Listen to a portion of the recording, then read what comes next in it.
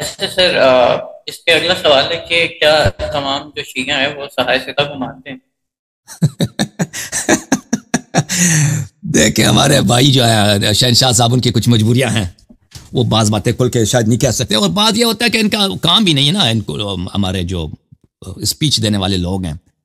یہ سب باتیں، یہ سوال جواب، یہ عقائد صحیح طرح سے بیان کریں گے، اسپیچ دینا محرم میں 10-15 مجالس پڑھنا یہ اور بات ہوتا ہے، اور پھر سب باتیں صحیح طرح سے جس طرح اہل بیت علیہ السلام نے بیان کی ہے ان کے مواقف کے اور ان کے مواضع کے مطابق بیان کرنا یہ الگ بات ہے۔ اچھا، یہ کتاب ہے وسائل الشیعہ لشیخنا الحر العاملی رحمہ اللہ، یہ جلد نمبر کون سا ہے؟ جلد نمبر ہے 27، صفحہ نمبر 75 ہے۔ من انه قال من دان اللہ بغیر سماع من صادق الزمہ اللہ التیہ یوم القیامہ، جس نے بھی اللہ کی اطاعت کیا بغیر صادقین علیہم السلام کی حدیث سے،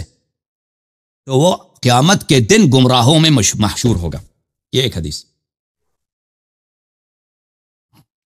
رسول صلی اللہ علیہ وآلہ وسلم کی حدیث ہے، یا علی انا مدینۃ العلم وانت بابها، یا علی انا مدینۃ العلم وانت بابها، علم کا شہر میں ہوں، دروازہ آپ ہیں، ٹیچر آپ ہیں، بیان کرنے والے آپ ہیں، تو ہم نے باب سے لینا، دروازے سے لینا، ٹھیک ہے نا، ٹیچر سے لینا جس کو اللہ رسول صلی اللہ علیہ وسلم نے ٹیچر بنایا، دوسروں سے نہیں لینا، دیوار اور چھت وغیرہ سے آ کے وہ چور ہوتا ہے۔ فمن اتى الباب وصل، جو دروازے سے آتا ہے وہ پہنچ جاتا ہے۔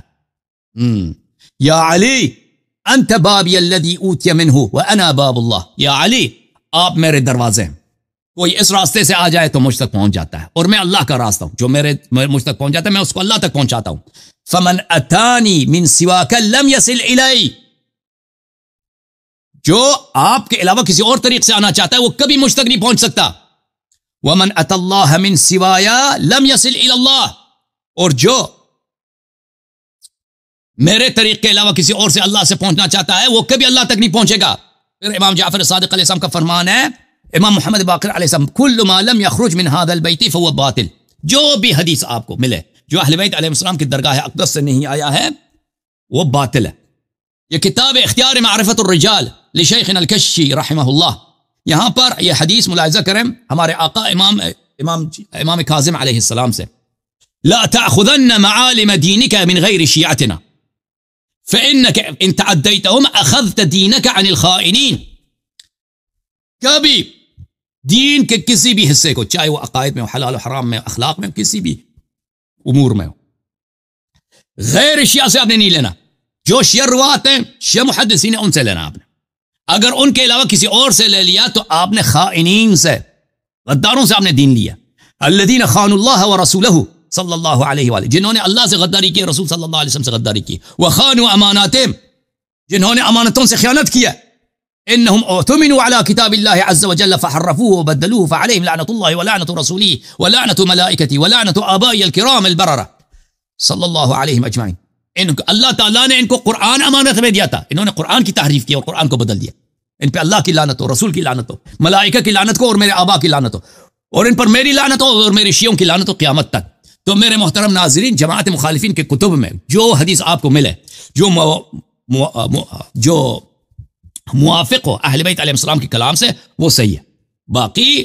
صحیح نہیں ہے۔ صرف ایک صورت میں ان سے حدیث لے سکتے ہیں، اہل بیت علیہ السلام کے کلام میں یہ موجود ہے، اگر کسی مسئلے میں آپ کو اہل بیت علیہ السلام سے کوئی حدیث نہ ملے تو آپ جماعت مخالفین کے کتب میں ان احادیث پر جنہوں نے ان کو امیر المؤمنین علی علیہ السلام سے نقل کیا، مثلا وضو کا مسئلہ ہے، یا